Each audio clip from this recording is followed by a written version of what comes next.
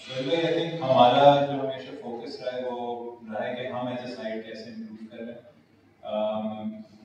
हराना obviously result लेना बहुत बड़ी बात होती है, बट ऑब्वियसली हम इस चीज़ से भी मतलब मुतमईन रहे कि अगर हमारी आप प्रीवियस साइकिल भी देखें उसमें जब हम ऑस्ट्रेलिया गए हमारे पास जीतने की अपॉर्चुनिटीज़ थी, साउथ अफ्रीका में हमारे पास पहले टेस्ट जीतने की अपॉर्चुनिटीज़ थी, इंग्लैंड को इधर हमने सीरीज हारे। तो मैसेज ये है कि हम अच्छी क्रिकेट खेल रहे हैं, बड़ी टीमों के अगेंस्ट अच्छी क्रिकेट खेल रहे हैं, बट चैलेंज ये है साइड के लिए कि किस तरीके से कंसिस्टेंटली हम मैचेस जीतें और अपनी पोजीशन जब टेस्ट चैंपियनशिप में अच्छी होगी तो आई थिंक जो साइड टॉप है डिवीजन 1 की डिवीजन 2 की उसमें पाकिस्तान हमेशा एक टॉप टीम रहेगी। तो हमारा फोकस कम्प्लीटली अपनी पोजीशन को बेहतर करने के लिए और इस वर्ल्ड टेस्ट चैंपियनशिप में हमने अच्छा स्टार्ट किया और अब चैलेंज और अपॉर्चुनिटी ये है हम सबके लिए कि हम इसको आगे किस तरीके से बढ़ाएं।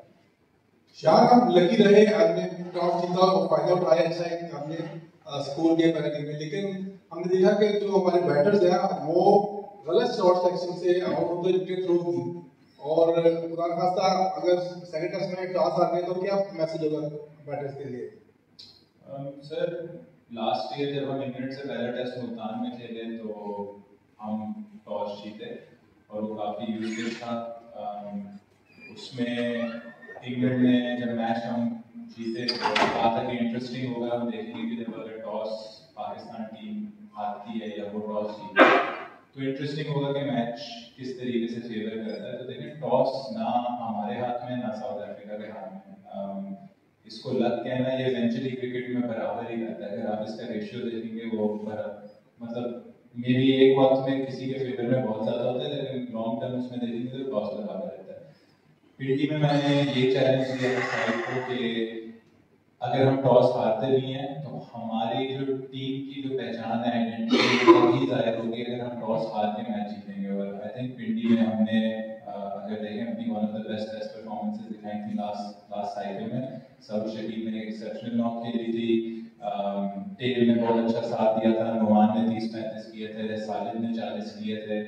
तो देखें हमारे लिए ये चैलेंज है, अपॉर्चुनिटी, और हमेशा साइड को यही कहूँगा कि अगर ऐसी अपॉर्चुनिटी मिलती है तो हमें दिखाना चाहिए कि टॉस हार के भी हम किस तरीके से अपनी पहली इनिंग्स अच्छी खेल सकते हैं। फोर्थ इनिंग्स ऑब्वियसली मुश्किल होती है और अगर देखा जाए हमने अपनी सेकंड इनिंग्स में काफ़ी मिस्टेक्स की हैं, बट देखें मिस्टेक्स होती हैं, ऐसी कंडीशन में मिस्टेक्स होती हैं, हमें सीखना होगा और अगर टॉस हारेंगे तो हम उस हिसाब से प्लान करेंगे कि किस तरीके से मैच जीतना है। जब साल पहले ये डिसीजन हुआ था कि थोड़ा सा स्प्रिंट ट्रैक्स प्रिपेयर करेंगे और बिकॉज 20 विकेट लेने का वो चांस है, तो उसके बाद आपको लगता है कि ये जो टेस्ट मैच है ये सबसे ज्यादा क्लोजली उस आइडियल टेम्पलेट और पैटर्न को फॉलो किया in terms of first inning runs और फिर दूसरी ऑपोजिशन को फंसा देना?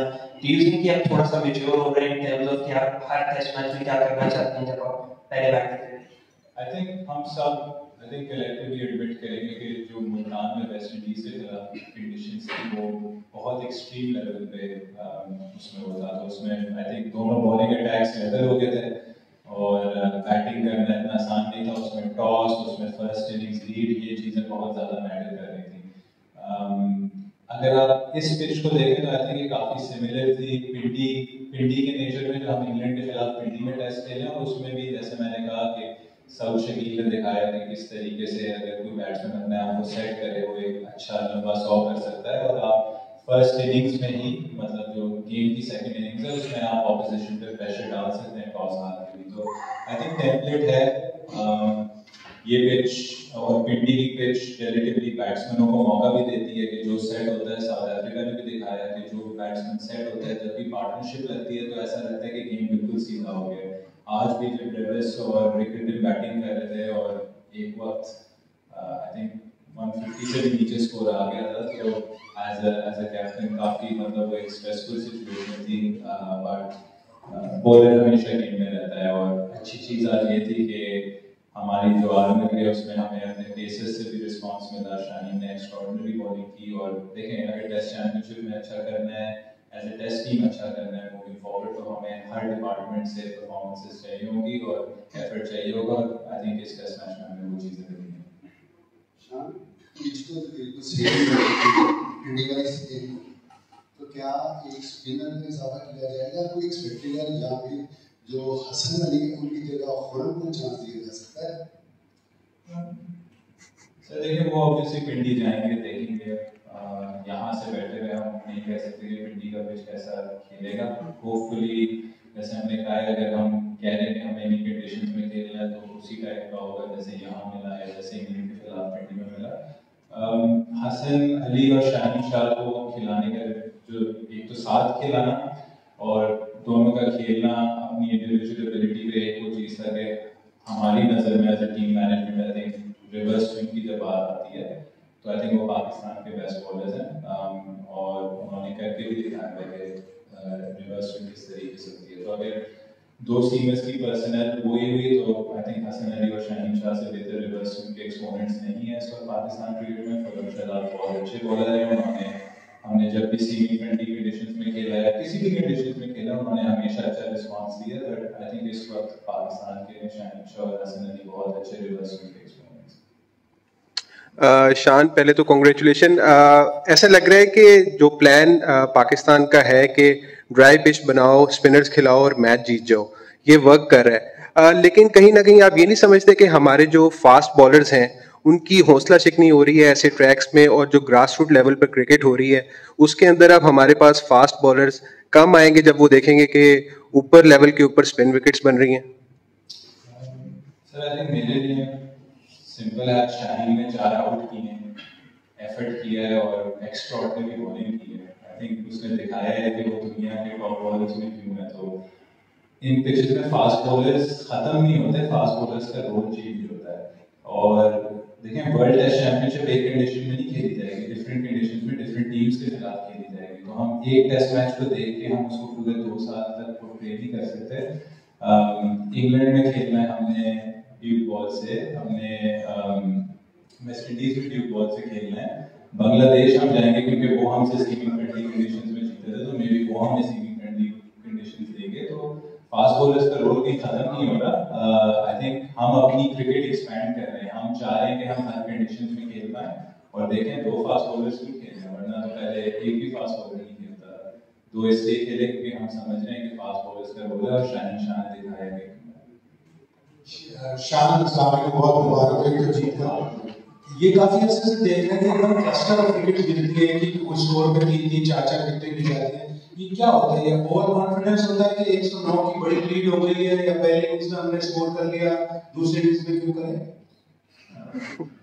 ऐसा तो कोई नहीं सोचता। आई थिंक लोग प्रोफेशनल स्पोर्ट खेलते हैं, आई थिंक ऑब्वियसली इसके प्रेशर्स डिफरेंट होते हैं।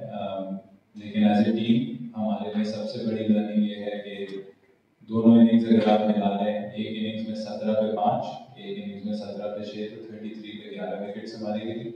और अगर आप साउथ अफ्रीका की आखिरी 8 विकेटें मतलब 4 और 4 दोनों इनिंग्स की देखें तो पहले में उन्होंने 53 की, आज उन्होंने ऑलमोस्ट आई थिंक 46 रन किए आखिरी 4 विकेट्स पे। तो 79 रन वर्सेस 33 रन और 11 और 8 विकेटें, 3 विकेटें उनकी और भी इसमें मजीद बाकी नहीं। टेस्ट क्रिकेट में जैसे हम कहते हैं 20 विकेट्स बहुत इंपॉर्टेंट है। आप नंबर 1 टेस्ट साइड्स जो भी निकालेंगे ओवर द पास्ट ईयर से वर्ल्ड टेस्ट चैंपियनशिप में नहीं, उससे भी पहले उनके जो लोअर ऑर्डर है उन्होंने हमेशा सबसे ज़्यादा रन किए होंगे। आई थिंक हमारे लिए अपॉर्चुनिटी, हमारे लिए चैलेंज है और ये हम बार बार इस चीज़ को एम्फसाइज कर रहे हैं कि हमें एटलीस्ट इन कंडीशन में चले आप थोड़ा सा मार्जिन दे सकते हैं। लेकिन अगर साउथ अफ्रीका भी 50 रन कर रहे तो हमें भी उस चीज़ को मैच करना होगा, क्योंकि 79 और 33 रन में 50 रन का ऑलमोस्ट फर्क है और 3 विकेटें भी अभी हमने ज़्यादा लूज की हैं उस फेज में। तो ये चीज़ ऐसी है, हमें इस पर काम करना होगा ताकि ये जो रन्स का जो डिफरेंस है ये जितना कम होगा उतना हमारे लिए आसान होगा। ये 109 रन की लीड में भी 150 रन की लीड होती है। शान भाई, सवाल तो शायद से मुतालिक था, आपने ऑलरेडी उनकी काफ़ी तारीफ कर दी है जिस तरह से उन्होंने आपके स्पेल में विकेट ली है। किस सोच के साथ, क्योंकि जब स्पिनर्स आपके लिए विकेट ले रहे थे शाहिद को लाना पहले सेशन में और दूसरे में स्पेल थोड़ा तकरीबन 14 ओवर्स उन्होंने किए, इसके पीछे थोड़ा सा बता लीजिएगा। और साथ में अब्दुल्ला शफीक परफॉर्म नहीं हो रहा उससे, चाहे वो वाइट बॉल में हो चाहे वो रेड बॉल में हो, अभी थोड़े से प्रेशर लग रहे हैं। उन्हें क्या साथ साथ बता भी रहे हैं या जाहिर सी बात है आप कप्तान है, आपके ऊपर प्रेशर आता है जब टॉप ऑर्डर आपका फेल होता है, इस तरह विकेट्स गिरती हैं, क्या चेंज भी एक्सपेक्टेड है या अब्दुल्ला भी स्टिल कॉन्फिडेंट है?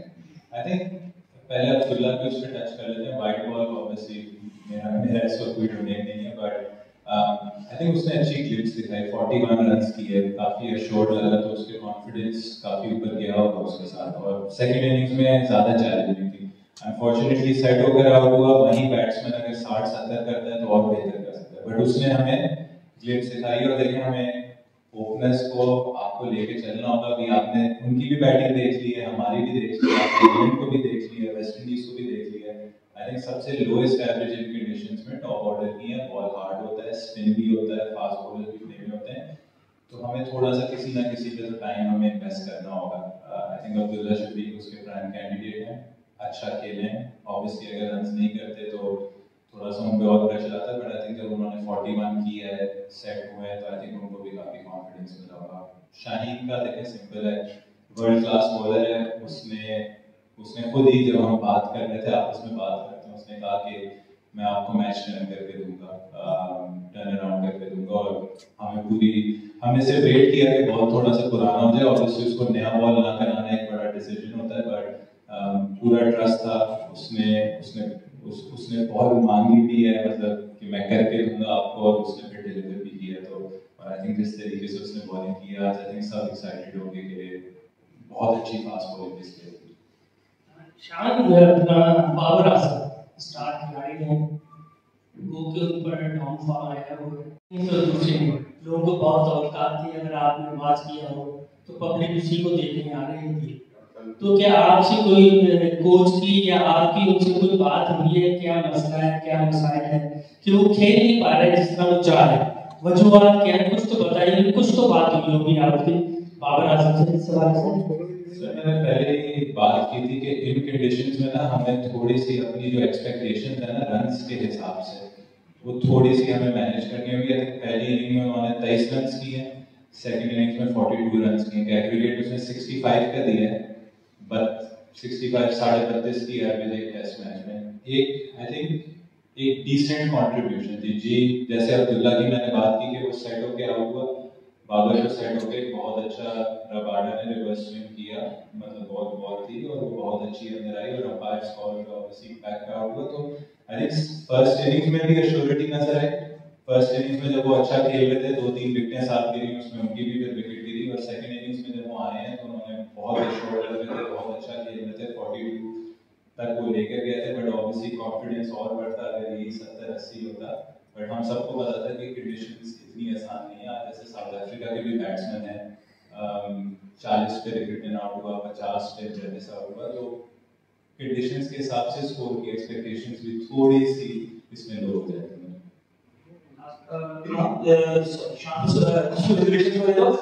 दूसरा मैं पूछना इमाम भी चाह रहा था आपसे कि इमाम का क्योंकि कमर वो 2 साल बाद टीम में वापस आए थे, 93 में रन किए थे आपके साथ, तो उन्होंने अगली विकेट जब गिरी तो बड़ी जबरदस्ती थी। क्या बात हुई थी आपकी इमाम के साथ उस दौरान, और इमाम को कैसे कॉन्फिडेंस थे?